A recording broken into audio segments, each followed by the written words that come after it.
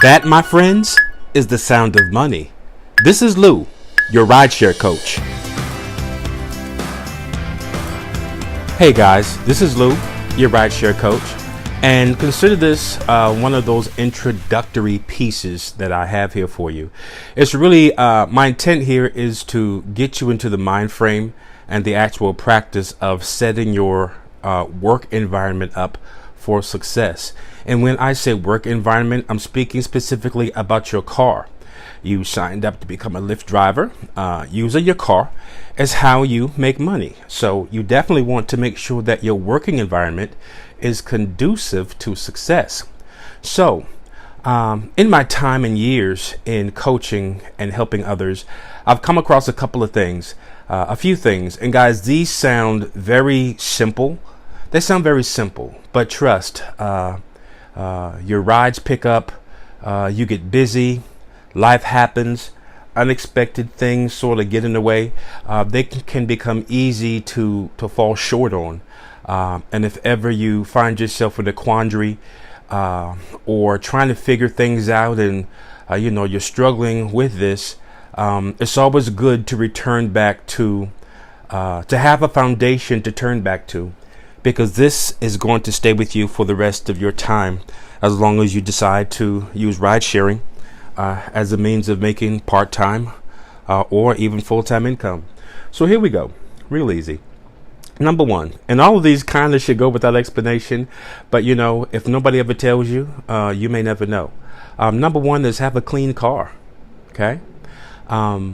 Again, I know that sounds like duh, but nah, trust me.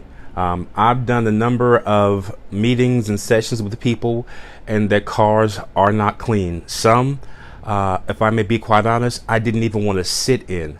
And it's obvious that there's not a connection between the cleanliness of a person's vehicle and the success as a rideshare driver. So I'm slowing that part down to capture somebody who has that notion, or maybe nobody's ever told you that, and it's all good. It's all good. Now that you know the information, you're responsible for it, okay? So have a clean car. Let me go a little further.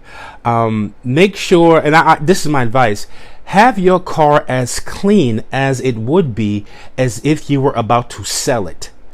That means all of your personal affects, your receipts, your cups, your candy paper, your stuff over the visor, make all those things disappear. Me personally, I would stuff them inside my center console or what have you. I want all those things out of the eyesight of the person getting into the vehicle. I don't want a person to get in my vehicle for the first time and their eyes recognize clutter. Okay? You don't want that. You want this to be a smooth process, a smooth transition. So make sure your car is clean on the inside and on the outside. If you are mindful enough, there are car washes around the city that will charge you $19 a month for unlimited car washes and vacuum services. There are a number of drivers who take advantage of that, and there are ways to make that work for you, which I would describe in a later post. Okay.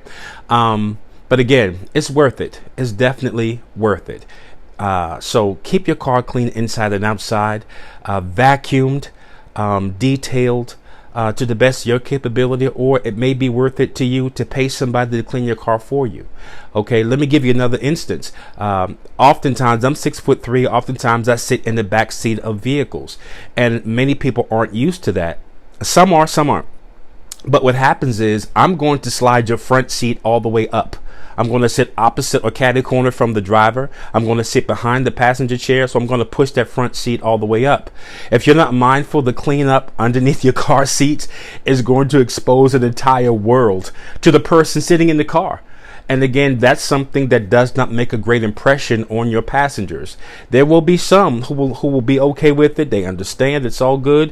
But what you don't want is that one person for whom they are personally offended, and they're going to, in their comments when the ride is over, they're going to tell the company exactly what they saw and about their displeasure with it. Okay, guys, what you don't want is to have one of those, hey, by the way, emails come from Lyft, because now you're on the radar for not having your car cleaned. Now, there there are instances where Lyft is going to give you an opportunity to correct that or to give you a little reminder. But guys, if things like that are patterns of yours, then you're going to find yourself suspended as a driver. So the money's too easy to make, but it's also easy to lose if you're not mindful. So have your car clean on the inside and outside.